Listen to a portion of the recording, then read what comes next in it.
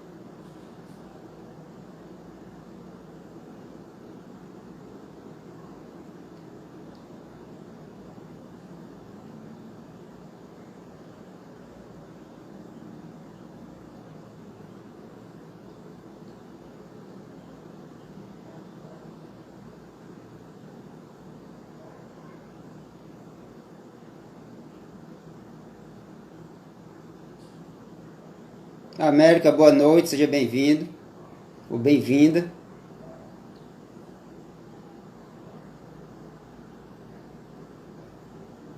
Caio, boa noite, seja bem-vindo, um abraço. Estamos só aguardando a presença do nosso convidado, que é o jornalista hoje, o jornalista Marcos Cavalcante.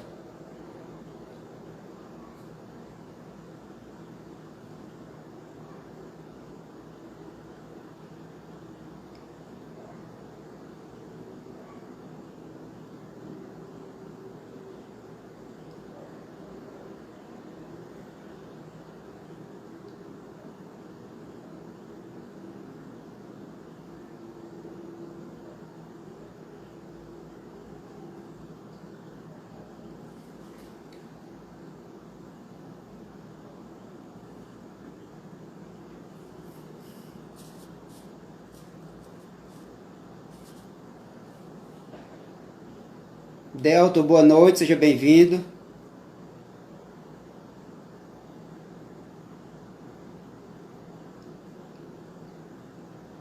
Estamos apenas aguardando a presença do nosso convidado para darmos início à nossa live. Bianca, boa noite, seja bem-vindo. Bem-vinda.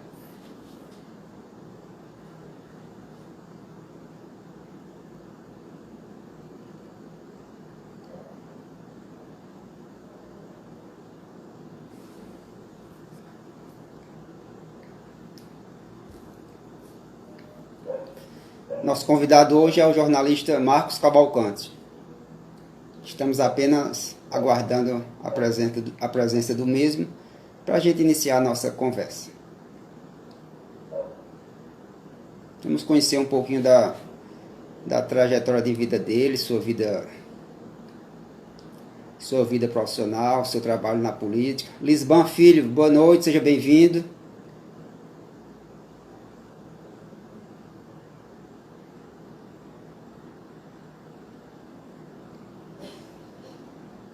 Estamos só no aguardo do nosso convidado.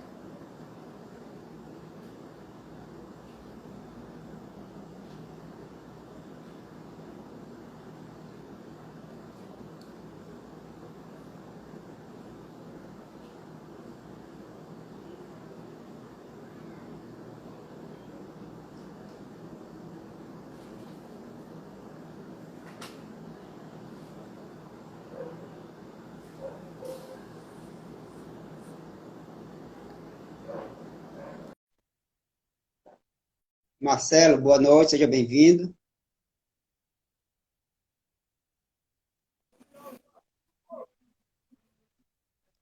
Olá, Marcos Cavalcante. Olá, Arlindo. Boa noite para você. Boa noite aí para o Cipuada Nordestina, para as pessoas que já estão nos acompanhando.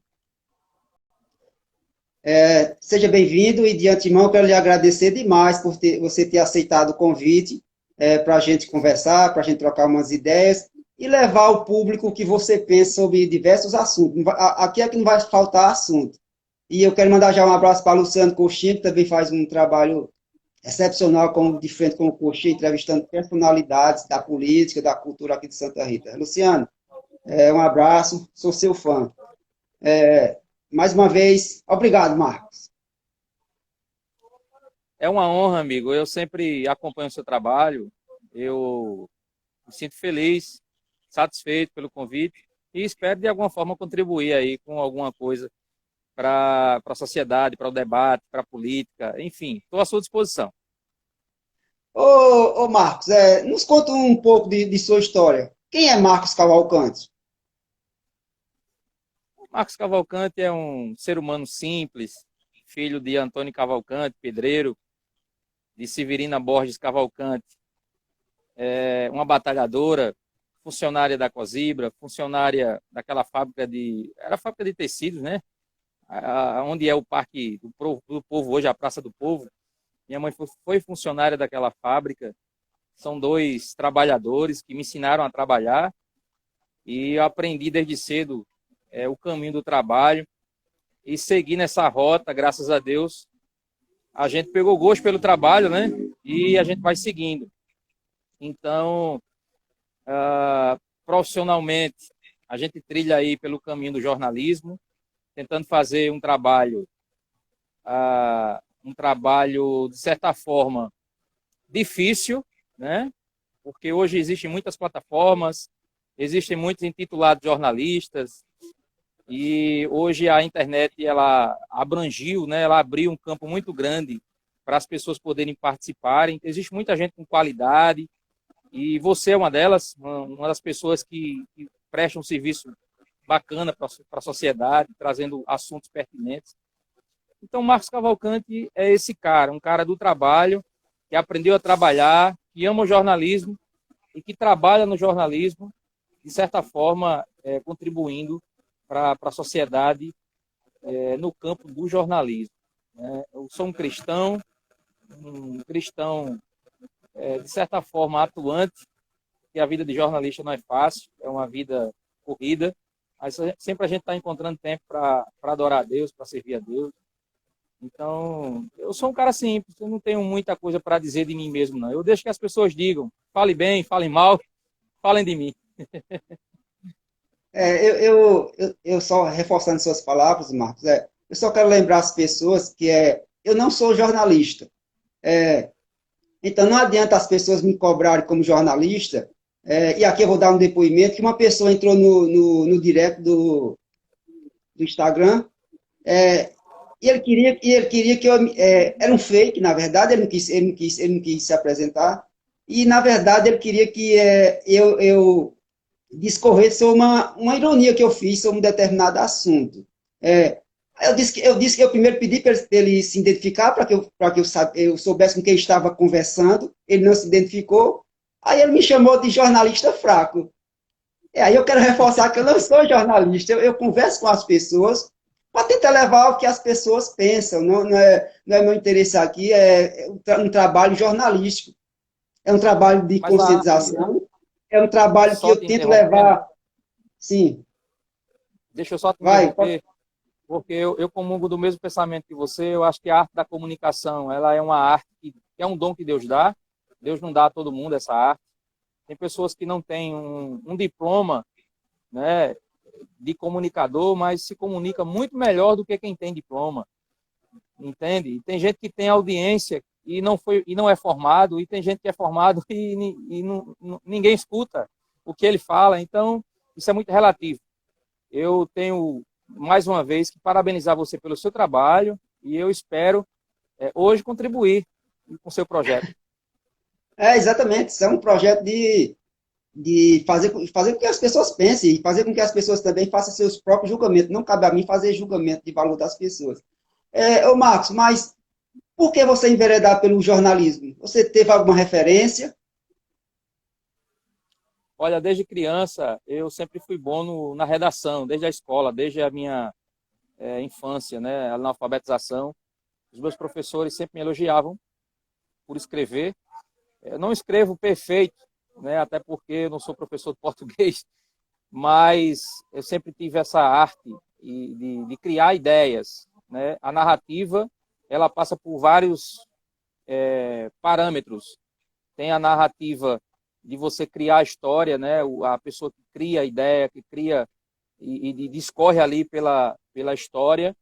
E tem a parte técnica, né? Que são a questão de pontuação, essas coisas. Então, essas coisas de pontuação, de erro ortográfico, eu deixo para os professores de português. E, então, assim, Deus nos deu esse dom de criar, né? De escrever, de ter criatividade. E desde de infância, eu trilho por esse caminho, sempre gostei. Eu tenho até quero mandar um abraço aqui para Luciano Coxinha, mandar um abraço para as pessoas que estão nos acompanhando aqui, o nosso amigo Delton, algumas pessoas que estão já nos acompanhando aqui. Caio, um abraço para você, Caio. Sérgio Lisboa, Yasmin Santos, um abraço para todos vocês aí, antes que eu me esqueça. Então, o que acontece, Arlindo? Eu sempre, de certa forma, tive essa identificação, esse DNA pelo jornalismo, né? E lá atrás, bem lá atrás mesmo, eu sempre gostei de observar, lá perto de casa, e Coxinha é testemunha disso, lá perto de casa tinha uma difusora que era de Salvino na época, e Coxinha se enveredou por esse caminho também, fez parte ali. Eu era nessa época da Igreja dos Mórmons, né? Eu fui membro da Igreja dos Mórmons, e Salvino, ele tinha uma difusora, eu não sei se especificamente era de Salvino, era muito pequeno, mas era a família dele que tomava conta, lá no bairro do Tibiri 2. E eu sempre gostava de estar lá escutando os locutores fazendo as suas intervenções, fazendo os programas. E eu achava interessante aquele som saindo daquelas caixinhas nos postes. E eu achava interessante aquela voz saindo e perguntava de onde está saindo aquela voz e achava bonito. Então, desde cedo eu me encantei por isso e comecei a batalhar por esse caminho. Fui batalhando. Você sabe que esse caminho, apesar de você não ser formado na área do jornalismo, da comunicação em si, mas é um caminho muito difícil, um caminho muito arduoso e, assim, poucas pessoas elas conseguem persistir e alcançar o seu objetivo nessa área, né? Muitos desistem, porque é muito restrito o caminho. E aí eu trilhei por esse caminho desde cedo, né? Eu acho que na época eu tinha uns 12 anos de idade, e me encantei por aquilo ali e fui trabalhar, né? Trilhar os caminhos, e graças a Deus a gente conseguiu chegar onde a gente chegou, e não me arrependo de ter trilhado por esse caminho, porque realmente era o que Deus queria que eu fizesse da minha vida. Mandar um abraço para o Jornal Metropolitano e para Paulo Caboclo, que é meu irmão. E por que o jornalismo político? Você segue mais uma linha do jornalismo político. É porque o campo, como eu te falei, é muito restrito, né? Principalmente aqui na Paraíba, o segmento do jornalismo, ele acaba trilhando para esse caminho são dois nortes, né? O jornalismo político e o jornalismo policial. Você vê que nas quatro emissoras, 5 emissoras que a gente tem de ponta, a maioria delas, 4 delas, vamos dizer, elas focam no jornalismo policial. Dentro da grade né, elas não têm uma programação voltada para outros segmentos. Por quê? Porque aqui, infelizmente, os espaços são poucos, eles têm que obedecer uma grade que vem da direção nacional. Então, o que sobra para nós aqui, principalmente em cidades e em região como a nossa, são esses dois segmentos. O segmento do policial, do jornalismo policial, ou do jornalismo político. E eu não gosto muito de policial, eu não gosto muito de estar fazendo cobertura de defuntos.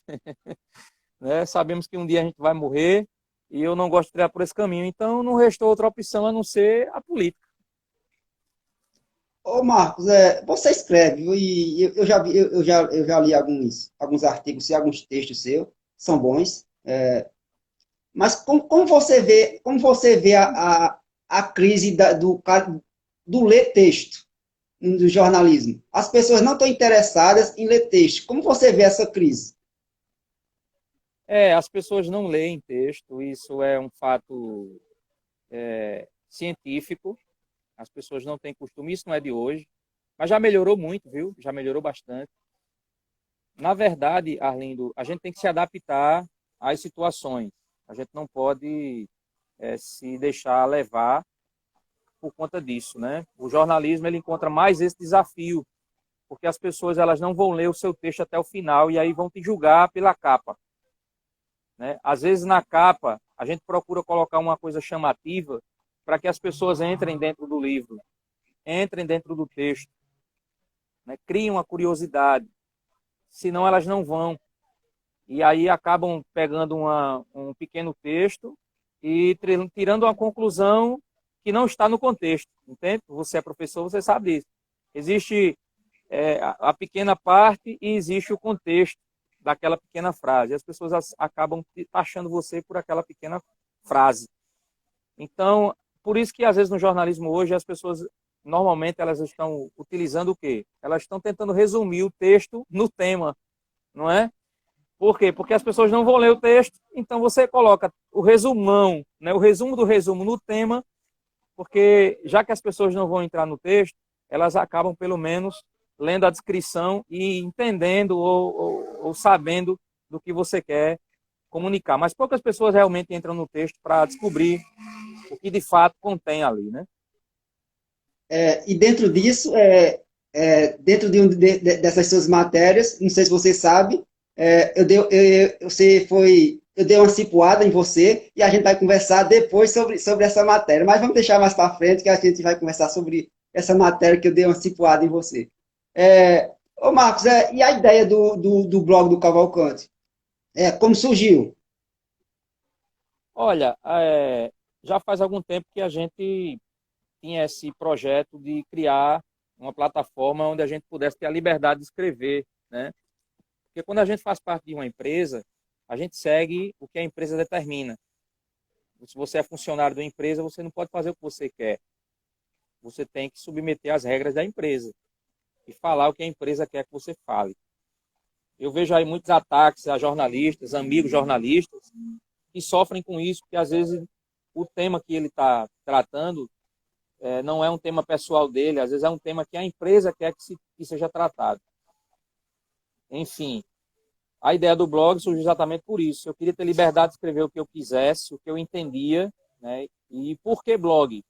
Porque o blog a gente tem a gente imprime uma personalidade pessoal.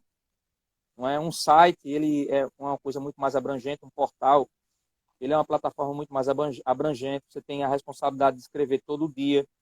Blog não. Blog é uma opinião mais pessoal do jornalista, é uma visão do jornalista, que não quer dizer que o jornalista às vezes está com a verdade, né? Ele apenas imprime a sua opinião naquele texto, que às vezes ele pode estar certo e que às vezes ele pode estar errado, entende? Então, por isso que eu optei por blog, porque o blog ele tem uma plataforma mais light, que a gente pode escrever com menor frequência do que um portal de notícia, entende? Durante as últimas eleições, você trabalhou, desenvolveu alguma campanha política, alguma campanha eleitoral para algum político aqui na região?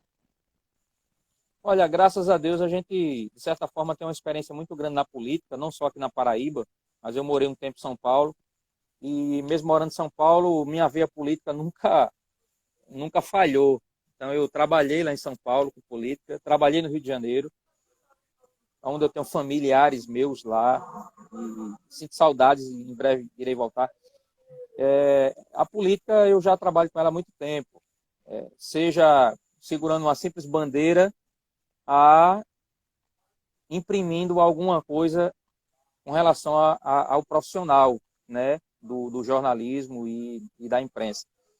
Então, nesse segmento da política, a gente vem trabalhando desde lá de trás. E aí eu posso citar aqui algumas campanhas que a gente participou. Por exemplo, O atual prefeito, nós participamos desde o início do projeto político dele, a gente vem acompanhando esse projeto político e participamos de muitos outros projetos políticos, na maioria das vezes para vereador, né? Onde a gente... Eu queria só fazer uma observação aqui, Arlindo, em relação a isso, sobre duas perspectivas, né? Existe a perspectiva pessoal e a perspectiva profissional. Na política, desde cedo eu aprendi que, embora eu seja e tenha uma preferência pessoal, na política eu sempre trabalho sob a perspectiva profissional. Sempre profissional. Respeitando as opiniões das pessoas, respeitando o ponto de vista e a bandeira que cada um carrega. Às vezes, é aquela linguagem do futebol. Eu acho que essa linguagem é a melhor linguagem para a gente poder ilustrar para as pessoas. Tem certo tipo de jogador, por exemplo, vou trazer agora aqui um ícone, um cara que eu sou fã dele, que é Romário. Romário foi artilheiro pelo Flamengo. Não é verdade?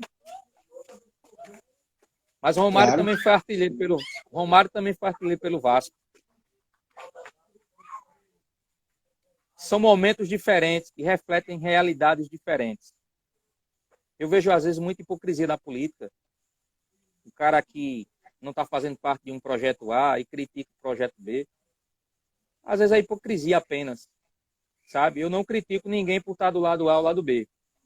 Se eu estou fazendo parte de um projeto A, eu estou fazendo parte profissionalmente. Como tudo tem data de validade, hoje a gente pode estar de um lado e amanhã a gente pode estar do outro. E não existe nenhum absurdo nisso. Sabe, Arlindo? É isso que eu penso. Marcos, aqui no Live Entrevista eu conversei com alguns jornalistas, entre eles João Costa e Mano Costa, onde eles disseram que não existe o jornalista imparcial. Qual é a sua opinião a respeito dessa afirmação deles? Eu vou me acostar às palavras dos mestres. Mano Costa é um grande amigo que eu adquiri ao longo dessa jornada e a gente adquiriu, inclusive, experiência, né, exatamente estando em lados opostos. E Mano Costa é um cara que eu admiro muito e torço pela felicidade dele, torço pelo sucesso dele.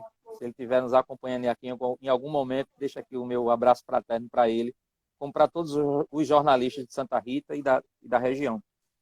Olha, não existe esse negócio de você ser imparcial, né? Você defende o seu cliente. Você defende o seu cliente. No meu blog, e eu digo meu blog porque é uma plataforma minha, pessoal, e as coisas que eu publico lá ninguém precisa concordar, sabe? Agora, de uma coisa eu tenho certeza. Os meus argumentos, eles são com base em dados, em lógica, mas a gente está sempre aberto ao contraditório. Tudo que a gente posta, se a gente não conseguir entrar em contato com a pessoa naquele momento, posteriormente o espaço estará aberto para que a pessoa possa também se manifestar a respeito da citação ao seu nome. Então, é assim que a gente adquiriu o respeito. E o que eu posso lhe dizer a respeito disso, só para encurtar, o jornalista conversa muito. Não, pode ficar à vontade. Isso aí exatamente, pode ficar à vontade. Só para encurtar a resposta, eu quero me acostar ao que o Mano disse. Não existe lado pessoal. A gente defende o cliente, principalmente na política. Existem bandeiras e às vezes a gente está numa bandeira e isso é absolutamente normal na política. Eu vou pegar aqui o cenário estadual e citar uma coisa que você já sabe, mas apenas para trazer à memória, que é com relação à campanha, por exemplo, de Ricardo Coutinho, não é? Ricardo Coutinho, para ser governador a primeira vez, ele precisou do apoio de Cássio Cunha Lima para derrotar o senador José Maranhão. Ele sozinho não conseguiria. E foi feita essa aliança e Ricardo Coutinho venceu as eleições. Na eleição subsequente, as bandeiras foram trocadas. Ricardo Coutinho fez uma aliança com Maranhão e o adversário naquele momento para ele vencer as eleições era Cássio Cunha Lima. Então veja a dinâmica da política como é. Se os próprios personagens políticos eles conseguem se aglomerar, eles conseguem mudar de opinião, eles conseguem fazer aliança, porque nós profissionais que apenas trabalhamos, independente de bandeira, o padeiro, ele não faz o pão, mesmo sendo evangélico, protestante, ele não faz o pão pensando em vender o pão somente para o evangélico. O macumbeiro vai lá comprar o pão para fazer o pajé dele, não vai? O Marcos, Vai, agora vai. vamos para uma partezinha. Você falou na questão de você separar o privado, o Marcos, do jornalista.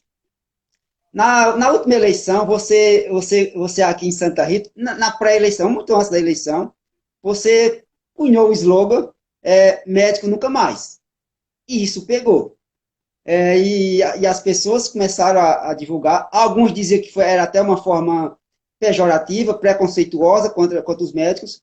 Inclusive, a gente chegou a fazer um debate em redes sociais, não sei se você se lembra, mas a gente fez essa discussão dentro do que eu discordava do seu slogan. No entanto, você hoje está na administração. As pessoas entenderão isso? Claro, as pessoas sabem separar, as pessoas é ignorante quem acredita que as pessoas não compreendem e que não sabem separar as coisas. Não é? Naquele momento, tudo existe um contexto. É que nem eu falei no início. Você pegar uma frase, uma simples frase, e você expor essa frase fora de contexto, aí realmente cada um diz o que quer. Eu bato uma foto sua na praia e embaixo eu boto a legenda que eu quiser, não é? Mas era uma Então, frase. Mas desculpa eu interromper, mas era uma frase que você defendia. olha, muitas coisas que a gente escreve, como eu te falei, imprime a nossa opinião pessoal e muitas coisas imprime a nossa opinião profissional. Na arte da política, a gente precisa entender as artes da guerra. Então, na arte da guerra, a gente usa a arma que a gente tem no momento para poder derrotar o adversário. Então, a política não é diferente. A política existe as estratégias, a política existe os argumentos. E vence quem tiver o melhor argumento. Eu fico feliz porque essa frase bombou, essa frase, inclusive, causou o seu efeito necessário, mas quem deveria entender, entendeu. Né? E a finalidade, no final de tudo isso, é que o melhor projeto, o projeto que imprimiu a verdade, ele foi vencedor. Fazendo uma reflexão hoje, você se arrepende? De quê? Desculpa. Fazendo uma reflexão hoje, você se arrepende de ter cunhado essa frase anteriormente? Ou foi uma Não, estratégia, não. ou foi estrategicamente você fez isso, montou, jogou ao público? Não, Foi uma, porque, veja foi bem, uma estratégia, foi uma estratégia profissional? não, foi uma estratégia pessoal, uma frase pessoal que causou uma polêmica e causou a finalidade que a gente esperava, porque descortinou os hipócritas. Ela descortinou os hipócritas. Não é? Existem muitas pessoas que se utilizam de algumas bandeiras e que fazem algumas coisas por pura hipocrisia. Não se trata do profissional médico, entende? Se trata, uma prefeitura, por exemplo, ela não precisa ser administrada por um médico. Ela não precisa ser administrada por um pedreiro. Ela não precisa ser administrada por um enfermeiro, seja lá qual a profissão seja. A pessoa precisa entender de administração. Pra você ter uma ideia, eu vou te dar um dado científico aqui. A prefeitura atual, o gestor atual, ele elevou a arrecadação do município em 3.000%. Você sabe o que é você ter uma renda familiar aí na sua casa. E aí, com esse exemplo, eu quero dizer como funciona a estrutura de uma prefeitura, que não é muito diferente. Existe a receita, não é? Não tem a receita? Existe a receita, existem as despesas, são as dívidas que você tem que pagar. E um bom administrador, ele deixa um caixa reservado para poder fazer investimento, para poder conseguir elevar o seu padrão. No caso de uma família, a pessoa que ganha R$ 1.000 e aquele dinheiro está empatando, o cara paga o aluguel, o cara paga a água, paga a luz, e no fim o dinheiro está empatando, o que é que ele precisa fazer para crescer? Arrumar um novo emprego? É uma alternativa? O fato é que ele precisa elevar a sua receita e precisa fazer contenção de custos, contenção de gastos. Isso é o básico de qualquer administração. Quando o prefeito atual assumiu, ele assumiu com muitas dívidas. Isso é inegável.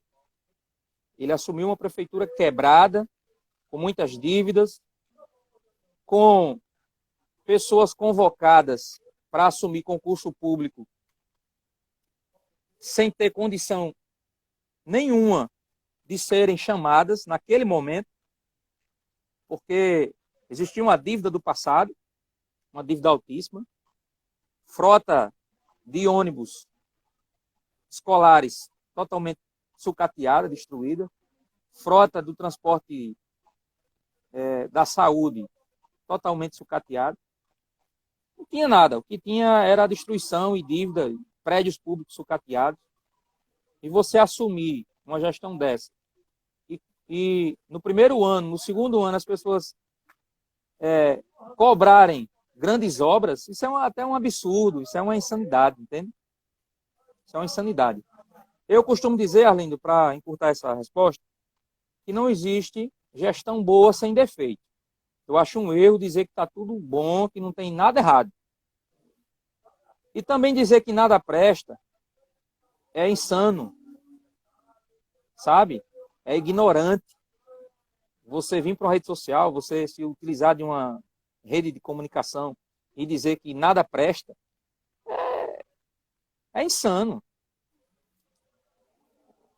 É insano.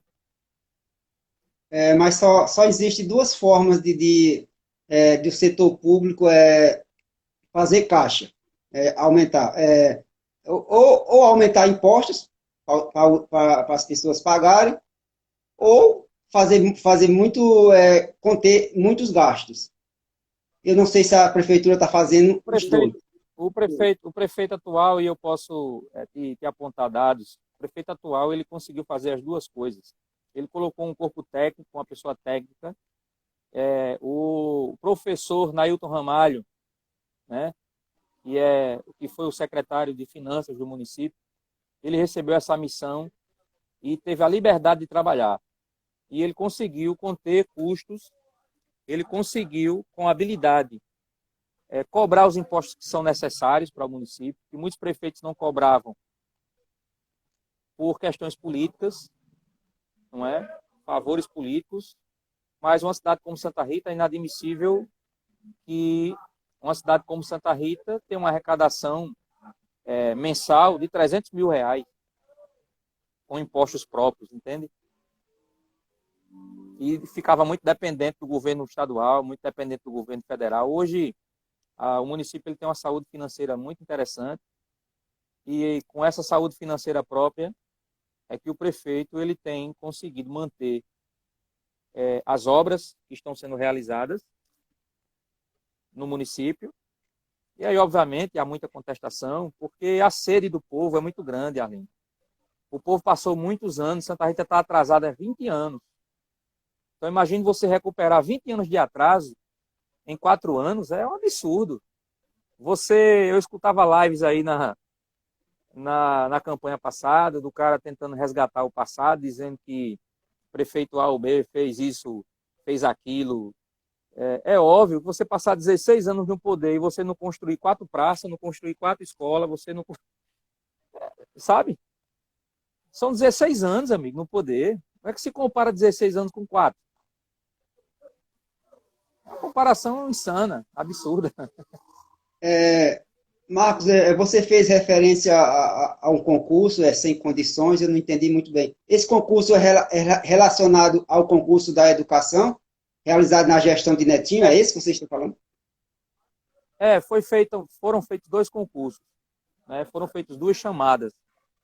Uma quando Marcos Odilon, ele, ele governou a cidade, ele fez um concurso, e ele acabou chamando algumas pessoas no final do seu mandato, quando o Reginaldo assumiu, e ele deixou a cidade parecida como Netinho deixou para Panta.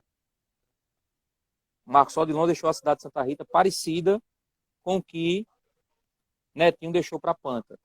Cidade no lixo, salários atrasados. Quem é de Santa Rita sabe. Reginaldo, ele foi muito penalizado. Eu quero até aqui fazer uma defesa de Reginaldo, porque ele teve seus erros, como eu sempre digo. Não existe gestão boa sem defeito. Não existe ser humano bom que não tenha erros, não é? E nem ser humano ruim que não tenha bondade. Todo ser humano ele tem a sua parcela. O pior bandido da favela do meio do mundo, ele ama alguém. Ele faz o benefício para alguém. Então, Reginaldo, ele foi muito penalizado. Mas, em resumo, Reginaldo assumiu a prefeitura com a cidade parecida como o Panta assumiu, no lixo, frota própria de veículos sucateado, salários atrasados, dívidas com a Energisa, dívida com a Cagepa, dívida com a Caixa Econômica Federal, por questão de salários, de repasses, né, de empréstimos, dívida com o INSS, porque se descontava no contra-cheque do funcionário, mas não se repassava para o INSS. Um caos, um completo caos. Né? E Panta assumiu uma cidade 3 vezes pior do que Reginaldo assumiu naquele anterior. Então, houveram 2 concursos. O primeiro, aquele que Reginaldo, quando assumiu, teve que arcar mais esse problema. E Netinho fez um concurso também e acabou chamando os concursados, né, de forma justa. Estudaram, passaram no concurso, e a gente quer, inclusive, dizer que a gente se acosta e se solidariza com esses profissionais que batalharam, que estudaram para passar nesse concurso, né? São merecedores. Mas, infelizmente, esse concurso foi feito de forma irresponsável. Imagine você e sua esposa, você tem uma renda, sua esposa não tem renda, você tem 2 filhos em casa, e você diz à sua esposa, olha, vamos fazer mais 2 filhos. Você está tendo dificuldade para dar conta de uma mulher com 2 filhos, você tem condição de fazer mais 2 filhos? Você tem condição de receber mais 2 pessoas na sua casa para ficar sobre as suas costas a responsabilidade de calçado, de roupa, de alimentação dessas pessoas? A prefeitura não é diferente. O momento de fazer concurso não era aquele. A cidade foi deixada no lixo e o cara chama os concursados. A cidade não se pagou salários atrasados e os caras chamam concursado. Então é óbvio que a ideia era causar uma ingovernabilidade. Então, o prefeito não chamou essas pessoas por maldade. Não chamou essas pessoas porque naquele momento não foi possível. E não chamou agora por questão de pandemia. Marcos, mas você fala, o Ministério Público foi irresponsável, porque esse concurso público ele é fruto de um TAC entre a Prefeitura, na gestão do Netinho, e o próprio Ministério Público. Quem fez o TAC? Quem assumiu a responsabilidade? Quem era o prefeito? Mas vamos conver, eu vou falar, se há um TAC e o Ministério Público participou, é porque essas vagas existiam para ser futuramente preenchidas por um concurso. Olha, estamos corretos nisso? Veja bem, eu retorno à pergunta. Quem foi que convocou esses concursados? Quem fez o concurso? Quem fez o concurso foi a Prefeitura Municipal de Santa Rita. Certo. O ente jurídico. Em um momento, isso. em um momento, em que se devia salário, que a cidade estava no lixo. Foi nesse momento que esse pessoal foi convocado. Existe uma contextualização nisso. É óbvio que um município como Santa Rita precisa de gente qualificada, precisa de profissionais, precisa se fazer concurso para várias áreas. E existe no planejamento atual do município uma programação para isso, inclusive de chamar os atuais concursados, e alguns já foram até chamados. Alguns já foram até convocados e já estão trabalhando. 19. Mas infelizmente o município ele tem que trabalhar de acordo com uma logística. E essa logística, infelizmente, não é como a gente acha que é. Achismo, né? Existe um ditado popular que diz que cada um sabe onde seu calo aperta. Se você, Arlindo, vamos imaginar que você é professor, você tem uma ideia de colocar uma escola, de montar uma escola, ali de ensinar reforço. Imagine que você vai abrir uma escola para ensinar reforço. Aí você precisa de quê? De professor, não é? Isso. Aí você pode chamar algumas pessoas e assinar as carteiras dessas pessoas, ou você pode apenas assinar um contrato de prestação de serviço por um prazo de 3 meses, de 6 meses. Por quê? Porque, como você não sabe como esse projeto ele vai se dar, de repente a demanda de alunos não vem. Aí você tem 10 professores para ensinar a 5 alunos. Você vai ter 2 professores por aluno. Então, eu não sei se você está conseguindo alcançar o que eu quero falar. Não, eu vou, a gente tá conversando, pode continuar. Pronto. Cada projeto desse, você precisa ter a responsabilidade de, quando você assumir um compromisso, você honrar com ele. Eu acho que você sabe disso, a população de Santa Rita sabe. Todas as pessoas, desde o primeiro dia de janeiro de 2017 até agora, estamos em maio, né? Vamos finalizar Isso. agora o mês de maio. Elas receberam rigorosamente em dia. As pessoas que foram contratadas, selecionadas, chamadas, receberam em dia. Porque não adianta você contratar uma pessoa e depois não ter condição de pagar. Compreende? Sim, mas Então, existe as despesas fixas e que você faz porque você sabe que tem condição de pagar. E existem as despesas que você depende de recursos, que não está na sua mão. É aquela história de contar com o ovo, né? E ainda virá. Então, em resumo, Arlindo, na modalidade hoje, isso não é só na Prefeitura de Santa Rita, isso é em várias prefeituras espalhadas pelo Brasil, no governo do Estado, isso é no governo federal. Existe uma opção para não chamar concursado, existe uma opção para você não tornar aquela pessoa fixa, porque os recursos, eles podem aumentar ou eles podem diminuir. E se você tem um quadro efetivo, né, superior ao seu rendimento, que aí você sabe que num ano existem meses que a arrecadação do município é maior, mas existem meses que a arrecadação do município é menor. Isso eu estou falando do município, mas isso também o Estado é assim, o governo federal é assim.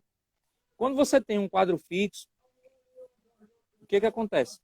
Chova, canivete ou não, você tem que ter a responsabilidade de pagar aquela pessoa. Então, os órgãos, eles optam, né? Ele faz essa opção de contratar por excepcional interesse público. Por quê? Porque a flexibilidade de quando o município está bem, ele pode contratar mais pessoas. Mas quando ele está mal, ele pode demitir essas pessoas. O concursado não pode ser demitido porque o município não está com arrecadação boa, entende? Então, em resumo, tudo trilha por esse caminho da responsabilidade de chamar e poder pagar. A responsabilidade do compromisso que você tem com o ser humano e com a pessoa. De fora, amigo, falar é muito fácil. E aí o papel da oposição é esse mesmo, e a gente compreende. Mas você usa duas lógicas distintas. O serviço público e o setor privado. São duas lógicas de contratação totalmente diferentes. Não, a Calma, lógica que eu citei para não vou, eu vou você, chegar lá. O a lógica que serviço, eu citei para o você serviço público, é só uma questão de mostrar para você que tanto no serviço público quanto no privado, você contrata e tem que pagar. Eu dei um exemplo de uma escola, né, para ilustrar para você que você, quando contrata alguém, você tem que pagar. Se você contratar e assinar a carteira dessa pessoa, você sabe que você, pelo regime contratual de carteira assinada, você tem uma série de situações na legislação que você precisa cumprir. Mas se você apenas faz um contrato de prestação de serviço com alguém, a qualquer momento você pode rescindir esse contrato sem ter condição ou obrigação de pagar outros. Entendeu? A oneração é diferente. É isso que eu quero falar. Óbvio que o setor privado é um, o público é outro, mas o efetivo, o funcionário efetivo, é praticamente um funcionário do setor privado. Mas manda, vai. nesse caso, você esquece o princípio do ingresso no serviço público. A Constituição Federal diz que só através do concurso público. Outra coisa, os Não, contratos. não, não. Não é assim, Calma, não. é assim. Não, E outra coisa. o ingresso no serviço público não é só por meio de concurso, não. Não, eu vou terminar. O ingresso no serviço público é através do concurso público. Não, não é só exclusivo, não Calma, é exclusivo. o pessoal prestador de serviço, esse que eles chamam de contratos precários, não pode ser de eterno. Outra coisa, no momento que se há vaga, no momento que se há vaga e tem um concurso corrente, ele não pode, essas vagas não podem ser ocupadas por prestadores de serviço. As vagas que são necessárias para o concurso público, elas, pelo menos aqui no município de Santa Rita, elas estão praticamente preenchidas. A questão, Arlindo, é que o município de Santa Rita, por exemplo, eu vou dizer isso aqui para a gente tentar avançar para outro assunto, essa questão da educação, por exemplo. A chamada escolar, em 2017, quando a gente foi avaliar os dados, as pessoas não queriam se matricular na escola pública. Por quê? Porque era professor em greve, o alunado não terminava o ano letivo. Qual é o pai, qual é a mãe, você como professor, você sabe disso, quer matricular um filho numa escola pública em que o professor não recebe salário, em que os alunos não recebem fardamento, que os alunos não recebem a mínima estrutura possível. Eu acho que qualquer pai e mãe de família que se preze não quer colocar o seu filho nisso. Então, com isso, o número de alunos matriculados, ele reduziu bastante. E quando esse número reduz, reduz também a arrecadação. Reduz também o investimento que é oriundo e com base no cálculo de alunos matriculados. Então, veja bem, diminuiu os alunos, diminuiu a arrecadação, mas o quadro efetivo continuou, amigo. O prefeito teve que continuar a arcar com as despesas. É isso que eu quero lhe dizer. Quando o prefeito começou a trabalhar, quando o prefeito começou a distribuir merenda, o prefeito começou a entregar fardamento, a entregar o kit escolar, isso empolgou as mães e os pais a matricularem os alunos na escola pública, o número de matriculados aumentaram. Com isso, a arrecadação aumentou e aí foi possível o prefeito ele poder contratar mais pessoas. Mas existem, como eu lhe disse, existem várias modalidades legais, constitucionais, de se contratar. Um é o concurso público, outra é o serviço público comissionado, que é aquele cargo de confiança, e o outro é o contrato por excepcional interesse público, que ele serve de acordo com a demanda. E aí, obviamente, que muitas esferas públicas acaba também utilizando isso para contratar, né, algumas pessoas que são apoiadores políticos. E qual é o absurdo nisso? Eu vejo pessoas reclamando disso. Que absurdo, o prefeito está usando, o governador, o presidente da República está usando para fazer favor político. Ô, Arlindo, vamos deixar de hipocrisia, né? Essas pessoas que estão nos assistindo, vamos deixar de hipocrisia. Todo mundo que apoiou alguém e emprego está difícil, apoia com interesse de repente, assumir um cargo em alguma coisa. E aí, onde é que eu sou contra? Eu sou contra aquele funcionário que não vai trabalhar. Eu sou contra aquele prestador de serviço que quer receber o dele em casa. Aí eu sou contra. Mas a pessoa apoiar um projeto político e de repente ser contratado por esse projeto político, e o prefeito que ganhou vai contratar um inimigo, ele tem que contratar os amigos. Aí Agora, o que passar disso é hipocrisia, amigo. a minha questão dentro do concurso público, eu vou continuar cobrando dos meus colegas que fizeram, porque eles têm Claro, direito. claro. A questão da excepcionalidade, quando se fala da excepcionalidade do contratar, é quando o servidor público efetivo entra de férias, de licença, ou a questão de maternidade. Então, eu vou continuar cobrando que não o prefeito Panta, mas que a prefeitura cumpra o ente jurídico, Prefeitura Municipal de Santa Rita, cumpra a legalidade de convocar as pessoas que foram aprovadas e classificadas dentro do número de vagas. Ô, Marcos, agora vamos um pouquinho para a política. Ô, Arlindo, só para concluir essa parte. Veja bem. Tudo é uma guerra. E a principal guerra é a política. Se eu estou encerrando o meu mandato e eu sei que, de repente, no futuro, o inimigo pode assumir uma outra bandeira.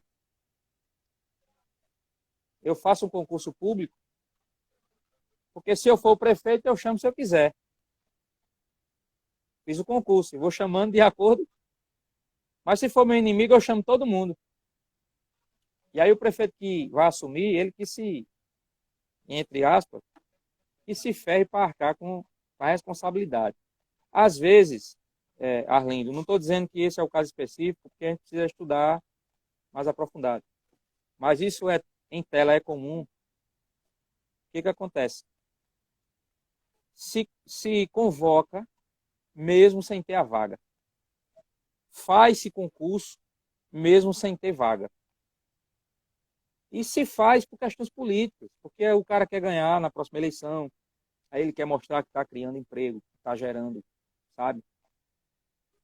Isso acontece, e as pessoas precisam entender essa parte política. Fazer concurso com responsabilidade. Você sabe que houve um concurso na Câmara Municipal de Santa Rita recentemente? Eu vi anunciando, não sei se foi concretizado, isso eu não posso informar se foi concretizado. Sim, foi concretizado, foi feita a prova. Você já ouviu falar de algum chamado? Não. Eu, particularmente, não. Mas também, se eu tivesse algum amigo que tivesse interessado, uma pessoa, então, que tivesse procurado a mim para cobrar, eu estaria cobrando. Exato. Então, observe que será que esse concurso não foi feito apenas para atender uma demanda política? Então, eu quero aqui me acostar e me solidarizar com todas as pessoas que fizeram o concurso. Eu acho que quem fez o concurso não tem nada a ver com as questões políticas partidárias, com os interesses pessoais de ninguém. O cara fez o concurso, ele tem que chamar, correto? Mas quem fez esse concurso não foi Panta. Panta, ele está tendo que assumir a responsabilidade de um concurso feito de forma irresponsável por pessoas que não têm compromisso com Santa Rita e que querem colocar nas costas do atual prefeito uma culpa que ele não tem.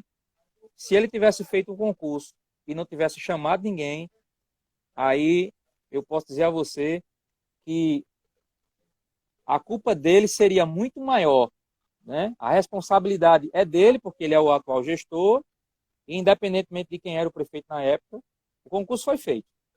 E essas pessoas precisam ser chamadas. Porém, essas pessoas não podem ser chamadas para ir para uma vaga que não existe. Eu não sei se você tem esse dado, mas você sabe quantos funcionários existem nas escolas? Quantos Não, eu não tenho professores esse dado, existem? não tenho esse dado de cabeça. E como é que você disse que precisa contratar essas pessoas? Porque eu tenho informações do próprio Convoca Santa Rita que tem números, que tem esses números, que tem pessoas trabalhando na Secretaria de Educação, além desses números de vagas. E vou fazer, Mas eu vou aí é fazer, onde eu, e aí vou fazer, mas aí é onde eu tô, e eu vou mas aí onde fazer, eu estou dizendo a você, é, onde eu estou dizendo a você, só para concluir, essas pessoas que estão lá agora, elas não estão lá exatamente porque a qualquer momento elas podem, em uma eventual arrecadação baixa, serem colocadas um pouquinho de lado para mais para frente entrar, que você chamar o concursado, efetivar ele, tchau, você tem que cumprir até o fim. só para encerrar essa Mas vamos parte avançar. só para encerrar essa parte do concurso, fazer algumas observações. Netinho foi um pacto com o Ministério Público, então eu acho que o Ministério Público não seria irresponsável. É irresponsável. Não, não, não, Netinho, não. Netinho, Netinho não era candidato à reeleição. Netinho votou em Panta. Então, Como você sabe? Você estava na urna? Netinho já declarou. Ah, eu posso dizer que votei até no Papa, amigo. E eu Eu posso, posso falar. eu posso lhe dizer que a estrutura da E é prefeitura, uma eu opção, posso lhe e é dizer, uma opção, e é uma opção pessoal dele. Ele pode votar em claro, quem ele quiser. mas a estrutura da prefeitura trabalhou para a Panta na época. Mas vamos para a É, política. eu não posso afirmar isso. Eu acho até perigoso afirmar isso, viu, amigo? Você está fazendo uma live em que você tem amigos e inimigos. Então, assim, a gente tem que ter até cautela em afirmar que a máquina pública, como você está dizendo, foi utilizada a favor do prefeito e que Netinho teria feito isso. Isso é perigoso, eu aconselho você até não trilhar por esse caminho. Quando funcionários levantam a bandeira, É uma opção, é uma opção. Não, é uma nesse opção sentido que eu estou pessoal. falando. É uma opção pessoal. Eu só estou dizendo assim, não, cuidado para não afirmar que a máquina pública foi utilizada para isso, para aquilo. E Vamos, vamos, nem o próprio prefeito na época ele tem coragem de assumir isso. vamos para a política. Que análise você faz do desempenho da Câmara Municipal de Santa Rita? Se você quiser analisar como cidadão ou como jornalista, fica à vontade. Não, eu vou analisar como a gente está se encaminhando para o final, eu acho que já está mais de hora aí, eu acho que o povo está até abusado de ver a gente. Mas vamos continuar um pouquinho. Veja bem, a análise da Câmara que eu faço é que essa é a pior legislatura da história. Ponto. Agora vamos um pouquinho para. Eu queria fazer uma questão de uma pergunta que a gente fez, é a questão da narrativa e da frase que se coloca numa notícia. Inclusive, eu dei uma cipuada em você, exatamente, em você não, no blog do Cavalcante, exatamente por isso. Recentemente, o blog do Cavalcante, que é seu, publicou uma matéria, deixa dar a entender que o vereador Naes Graciano participou de uma sessão com Covid. Eu vou abrir aspas para a sua chamada. Vereador, abro aspas, espalhando coronavírus. Vereador Naes Graciano, Patriotas, participa de sessão da Câmara Municipal de Santa Rita, infectado pelo Covid-19. Fecha aspas. Ele sabia que estava infectado? Aonde no texto está dizendo que ele sabia, amigo? Não, eu não disse que sabia, eu estou dizendo que você deixou a entender. Quem lê aqui, eu vou abrir aspas novamente. Eu sou responsável pelo que eu escrevo, não pelo que as pessoas entendem. Não, mas calma, veja lá. Esse é o ponto. Espalhando coronavírus. Vereador Sim. Naes Graciano participa de sessão da Câmara Municipal de Santa Rita, infectado pelo Covid-19. Aonde está o erro no texto? Não é um erro. Isso não é uma afirmação? É uma afirmação. Eu afirmei que ele participou da sessão infectado. Eu Ele afirmei sabia? e continuo afirmando. Não, no texto não disse que ele sabia. Mas é exatamente isso. quem lê o texto, Aonde no texto diz que ele sabia? a gente sabe, Aonde no vamos, texto diz? vamos, nós dois somos inteligentes o suficiente, Sim, lógico. nós estamos no mundo da pós-verdade, Sim. E eu, onde às e, vezes a olha, narrativa... deixa eu lhe dizer uma coisa. É, Eu sou curto e grosso. Eu sou o cara do sim e do não. Alguém pode até chegar para você e dizer assim, Marco Cavalcante falou de Arlindo. Não acredite. Porque se eu tiver de falar de você, eu vou falar de você para você mesmo. é a mesma coisa do Cipuada também. O Cipuada é assim, o Cipuada Eu sou assim, por isso que eu gostei do nome, Cipuada Nordestina. Veja bem, quando eu afirmo uma coisa e eu quero me gabar, eu quero até me gabar disso, eu acho que na região aqui eu sou um dos poucos jornalistas que nunca sofreu um processo. Nunca sofreu um processo. Por quê? Porque eu tenho responsabilidade naquilo que eu afirmo, naquilo que eu falo, naquilo que eu coloco meu nome e assino embaixo. Entende? Então, assim, como eu vou repetir o que eu disse antes, eu sou responsável pelo que eu escrevo e não pelo que as pessoas entendem. O que as pessoas entendem é fruto da cabeça delas. Eu afirmei e continuo afirmando que o vereador participou da sessão infectado. E, de fato, ele estava infectado. Agora, ele sabia? Não. Mas o fato dele não saber não destitui o outro fato de que ele estava infectado. Entende? E o exame que ele mesmo fez, e ele mesmo postou na rede social, comprovou que ele estava na sessão infectada. Então, as afirmativas, elas tiram por esse caminho. Aí é onde entra o outro lado, né? Quem leu o texto da matéria percebeu, e quem acompanhou nas redes sociais, quem me questionou nos grupos de WhatsApp, viu que eu deixei claro de que o vereador realmente, naquele momento, ele não sabia. E eu tenho certeza que se ele soubesse, ele não iria. Ele não iria. Só esse registro que eu quero fazer. Mas não há nenhum erro no texto. não, aqui eu tô para instigar. O Cipuada é isso, é instigar o máximo possível. Ô Marcos, é difícil analisar o próprio trabalho. A gente vai analisar o seu próprio trabalho é muito difícil. Mas qual foi a sua matéria, entrevista ou trabalho de campanha que você se orgulha mais? Que você diz assim, esse realmente eu me orgulho. Qual foi esse? Você tem esse trabalho? Olha, tudo que você cria, independentemente de ter dado muito fruto ou pouco fruto, você tem que ser grato a Deus.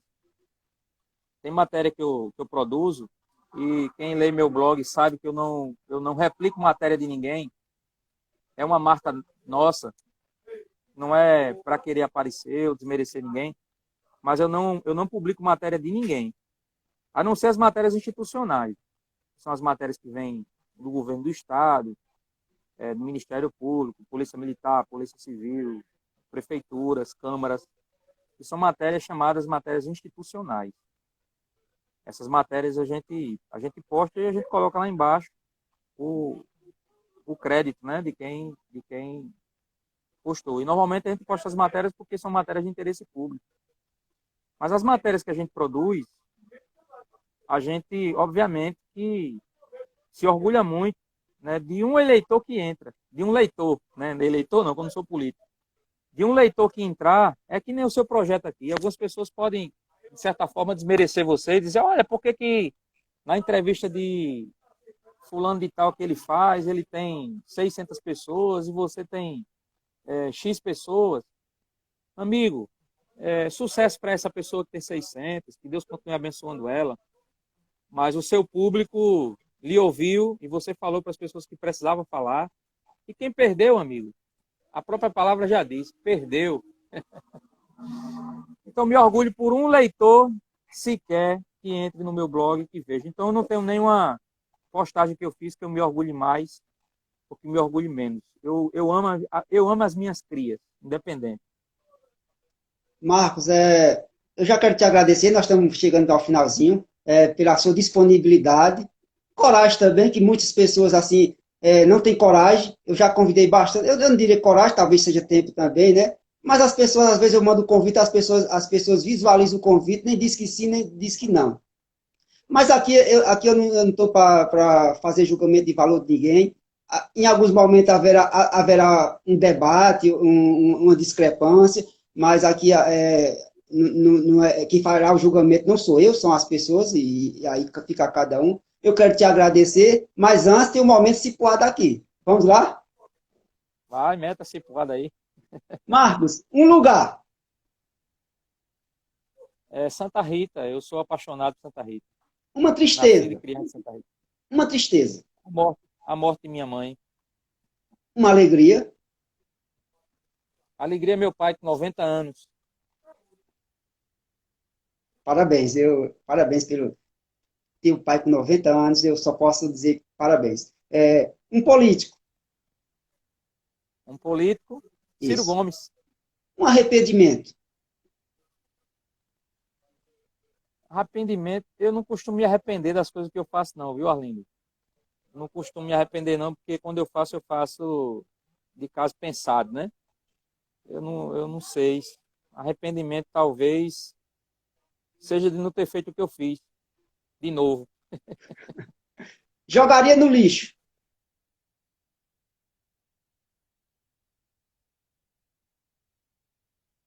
Jogaria no lixo.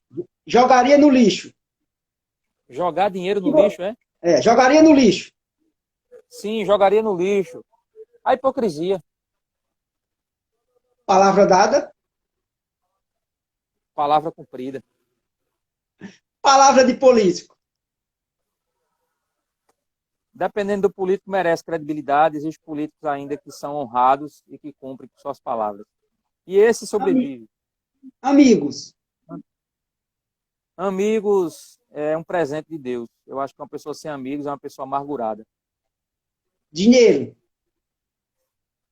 Dinheiro é consequência do trabalho e que a gente não deve se frustrar se de repente a gente não colher o fruto que foi plantado. A gente só deve se chatear com aquilo que a gente não plantou.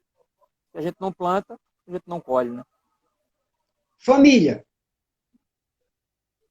Família é tudo, é o nosso amparo. Abaixo de Deus é o suporte que Deus nos deu aqui por Ele não estar aqui presente com a gente fisicamente.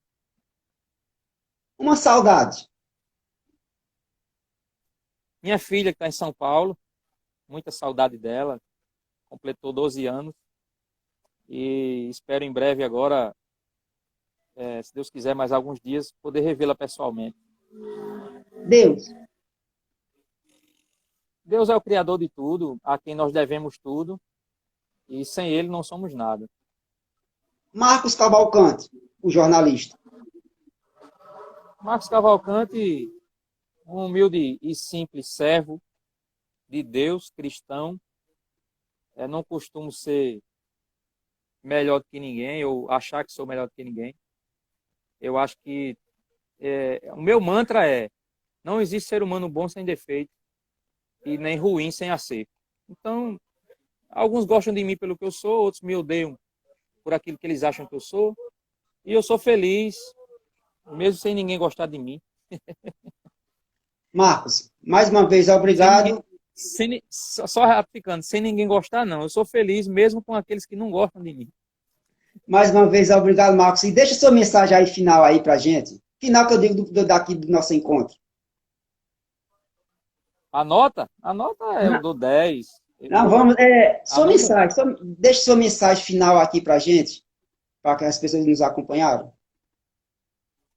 acredite nos seus projetos, acredite nos seus sonhos, mesmo que as pessoas tentem desmerecer você, mesmo que as pessoas elas julguem o que você faz, a maioria delas julgam você, mas não tem coragem de fazer o que você faz, de se expor como você se expõe.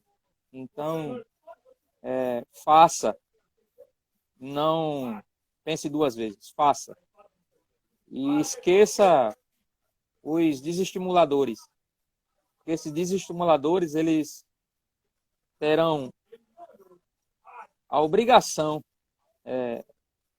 natural, né? Porque eu parto do princípio que quem planta colhe, elas terão a obrigação natural de assistir à sua colheita. Então, siga em frente, não desista.